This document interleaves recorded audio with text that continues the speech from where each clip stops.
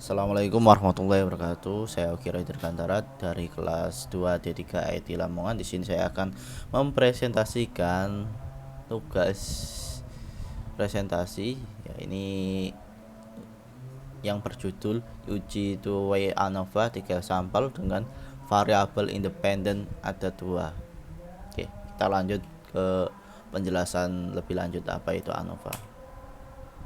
Nah, apa sih uji two-way ANOVA itu? Nah, pertama-tama uji two ANOVA disebut juga dengan uji ANOVA dua arah atau faktor. Uji two-way ANOVA bertujuan untuk membandingkan perbedaan rata-rata antara kelompok yang telah dibagi pada dua variabel faktor. Nah, sebelum itu ANOVA itu apa sih? Ya, ANOVA itu seperti analisis statistik, ya, bisa disebut analisis of variance ya. Oke, saya lanjut pada penjelasan selanjutnya. Nah, di sini ada persyaratan. Nah, bagaimana persyaratan penggunaan uji two-way ANOVA? Sini yang pertama-tama kita beri apa? Ya, kita beri penjelasan yakni sampel berasal dari kelompok yang independen. Yang kedua, variabel faktor adalah data non matrix dan merupakan data kategorikal ya. Selanjutnya variabel dependen adalah data berskala kuantitatif, interval atau rasio ya. Selanjutnya ada nilai residual standar berdistribusi normal. Dan selanjutnya ada varian antar kelompok harus homogen ya, harus sejenis gitu. Nah, di sini saya lanjut pada contoh studi kasus penggunaan uji two-way ANOVA. Nah, di sini seorang peneliti ingin mengetahui apakah terdapat perbedaan hasil belajar matematika siswa SMP berdasarkan jenjang pendidikan terakhir orang tua dan jenis kelamin siswa tersebut. Nah, faktor jenjang pendidikan terakhir orang tua terdiri dari 3 taraf, yaitu SMP, SLTA, dan perguruan tinggi. Nah, faktor selanjutnya ada faktor jenis kelamin terdiri dari 2 taraf, yakni laki-laki dan perempuan.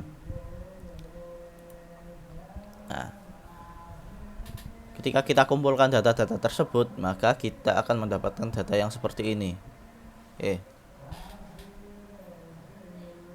Saya jelaskan dulu sebelum melangkah selanjutnya. Nah, di sini ada kode-kode yang mana kode-kode ini mengacu pada seperti pengelompokan. Nah, di mana pengelompokan ini akan berpengaruh supaya memudahkan kita dalam mengumpulkan data. Misalkan ketika kita menggunakan data ini sebagai data machine learning atau pembelajaran mesin, kita perlu menggunakan kode-kode seperti ini ya. Kita bisa singkat kode-kode seperti ini agar memudahkan kita dalam mengelompokkan data-data yang akan kita gunakan pada hasil belajar matematika ini, supaya hasilnya supaya memudahkan kita dalam mencari data-data yang ada. Oke. Nah, yang akan diteliti di sini adalah apakah ada perbedaan hasil belajar matematika siswa berdasarkan jenjang pendidikan terakhir orang tua. Nah, selanjutnya apakah ada perbedaan hasil belajar matematika siswa berdasarkan jenis kelamin siswa.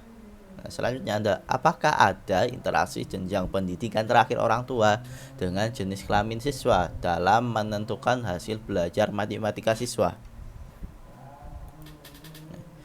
Kita lakukan persiapan dulu sebelum melakukan uji two-way ANOVA. Nah, sebelumnya kan sudah saya jelaskan mengapa sih kita harus menggunakan kode tersebut. Nah, ini akan saya jelaskan. Nah, kode data untuk jenjang pendidikan terakhir orang tua dengan ketentuan kode 1 untuk SMP, kode 2 untuk SLTA, dan seterusnya.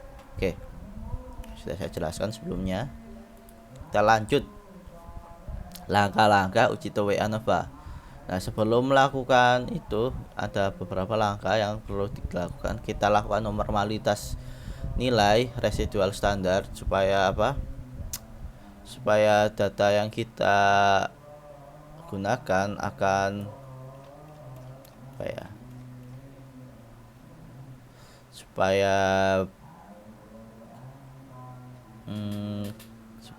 apa? Berdistribusi normal. Kita lakukan normalitas ini. Selanjutnya kita lakukan uji homogenitas dan uji Tau-Wei ANOVA.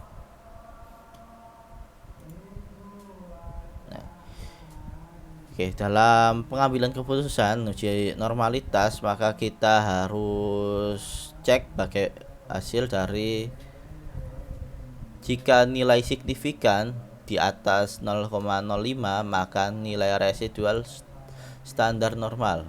Jika nilai signifikan di bawah 0,05 maka nilai residual standar tidak normal.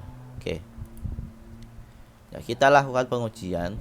Ketika kita lakukan pengujian normalitas maka hasilnya akan seperti ini, dimana hasil tersebut akan menghasilkan 0,698, dimana ketika kita lakukan pengujian homogenitas, output pertama bad subjek faktor dalam faktor tampak untuk variabel jenjang orang tua terdapat 3 level kategori, sedangkan variabel jenis kelamin terdapat 2 level kategori. Kita lanjut penjelasan selanjutnya. Dari output ini kita bisa melihat rata-rata means hasil belajar matematika berdasarkan terakhir orang tua dan jenis kelamin siswa sebagai contoh. Nilai rata-rata hasil belajar matematika siswa laki-laki yang jenjang pendidikan terakhir orang tuanya SMP adalah sebesar 58,57. Ini rata-rata min terdapat pada data ini. Nah, ini merupakan hasil dari uji homogenitas. Nah, di sini diperoleh nilai signifikan sebesar 0,748. Karena nilai signifikan di atas 0,05 maka dapat disimpulkan bahwa varian-variabel hasil belajar matematika adalah homogen, sehingga asumsi homogenitas dalam uji Tau-Wei ANOVA terpenuhi. Lanjut pada output keempat, yang mana output keempat ini sangat penting sekali karena yang akan kita cari pada masalah sebelumnya kan apa yang mempengaruhi belajar matematika siswa ya. Hasilnya kita akan coba cek test of Bad-Wien subject effect adalah output untuk uji hipotesis penelitian ini menjawab rumusan masalah. Yang kita cari kan masalah yang sebelumnya kita cari ya. Jika nilai signifikan di bawah 0,05 maka ada perbedaan hasil belajar matematika siswa berdasarkan variabel faktor. Jika nilai signifikan di atas 0,05 maka tidak ada perbedaan hasil belajar matematika siswa berdasarkan variabel faktor. Maka kita bisa cek kesimpulan tersebut. Diperoleh nilai signifikan sebesar 0,000 sekian.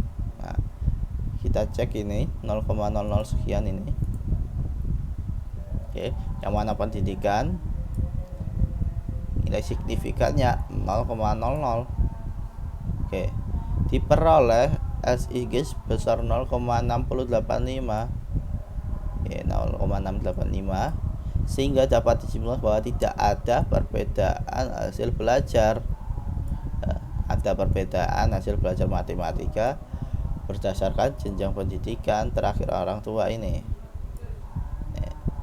berdasarkan jenis kelamin siswa.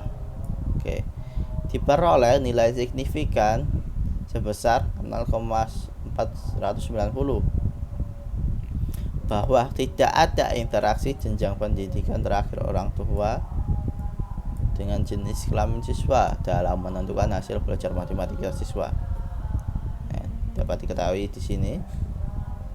Maka dapat disimpulkan bahwa ini merupakan hasil dari kesimpulan yang kita buat Bagaimana cara menggunakan two-way ANOVA tersebut? Kita lakukan normalisasi dulu. Setelah itu kita lakukan